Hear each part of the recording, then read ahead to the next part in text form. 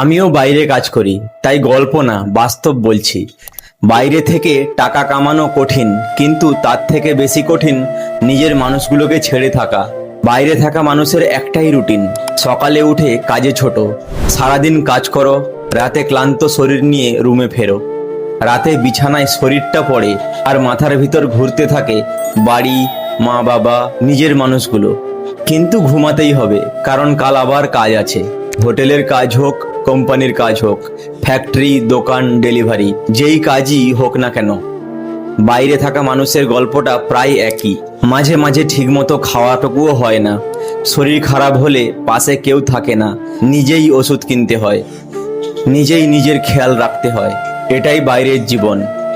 মায়ের হাতের সেই মাংস ভাত, মাছের ঝোল, বাড়ির রান্নার গন্ধ, বন্ধুদের সাথে বিকেলের আড্ডা, নিজের বাড়ির মানুষগুলোর মুখ, সব মিস হয়, ভীষণ মিস হয়।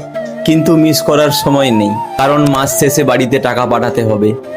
যে ছেলে মেয়েগুলো বাড়িতে একটা গ্লাস পর্যন্ত ধুতো না, আজ তারাই নিজের হাতে রান্না করছে, থালা বাসন মাজে, নিজের রুম গুছিয়ে রাখে।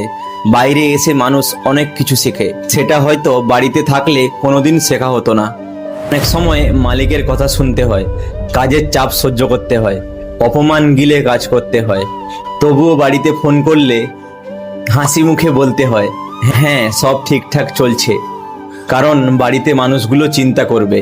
কিন্তু সত্যিটা হলো, বাইরে থাকাটা কোনো সুখের জীবন না। পরিস্থিতির জোরে, পরিবারের ভালোর জন্য বাইরে আসতে হয়, সেটা আমি বুঝি।